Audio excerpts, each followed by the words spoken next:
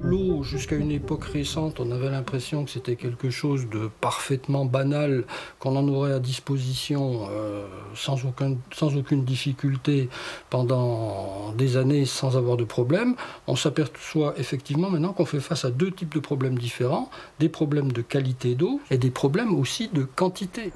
Et c'est justement parce que l'eau est un bien commun à préserver qu'ici, depuis déjà 4 ans, on ramasse les mégots sur tout le territoire de la commune. Donc là, il y a à peu près 18 mois de collecte, hein, à peu près. Donc ça représente à peu près 125 000 mégots. En France, je crois qu'il y a à peu près 7 milliards de mégots qui sont déposés dans la nature, soit par les fenêtres ou sur les trottoirs. Donc 7 milliards de mégots, donc il y en a 66% qui finissent dans l'eau.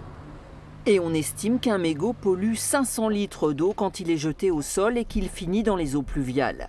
Produits chimiques, plastiques et autres polluants qui finissent dans les rivières et les océans. Longevelle-sur-le-Doubs, comme son nom l'indique, est situé en bordure du Doubs, donc c'est vraiment le patrimoine naturel principal de notre village. Patrimoine menacé par nos modes de vie. Mégots certes, mais aussi gel douche, produits ménagers, cosmétiques, médicaments, consommateurs donc aussi le plus souvent pollueurs.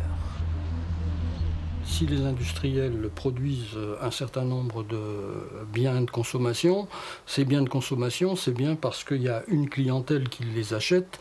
Et donc, effectivement, le client est tout aussi responsable de la pollution que celui qui a produit le bien en question.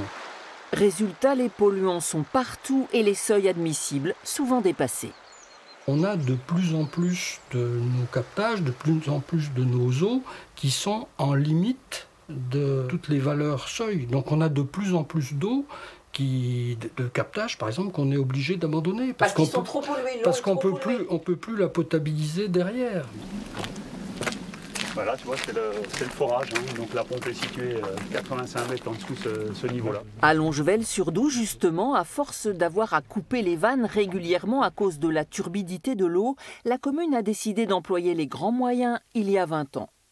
La municipalité de l'époque a fait venir un sourcier qui a trouvé plusieurs endroits, mais en particulier celui-ci. On a creusé un premier forage.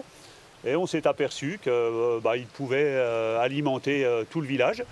Une eau de bonne qualité et au débit constant, d'où la sensibilité de la commune à sa protection. On sait aujourd'hui que les stations d'épuration ne peuvent pas tout et que les rivières sont souvent à saturation. Une rivière, ça a une capacité épuratoire. Ça peut stocker donc toute une série de substances. Une fonction filtrante que les rivières de la région ont de plus en plus de mal à assurer, d'autant qu'elles sont dans des zones karstiques plus perméables. On ne changera pas la vulnérabilité et la fragilité de nos rivières, c'est pas possible. Donc effectivement, il faut être d'autant plus vigilant et faire d'autant plus d'efforts quand on est dans ce type de paysage et de fonctionnement. Pour mettre en place son opération, acheter des poubelles, offrir des cendriers de poche à ses administrés, Longevelle a été aidé par Alcom, un éco-organisme chargé de soutenir les collectivités.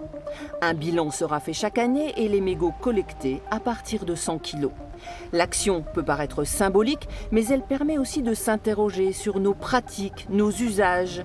Dépolluer l'eau, on sait faire, mais à des coûts prohibitifs.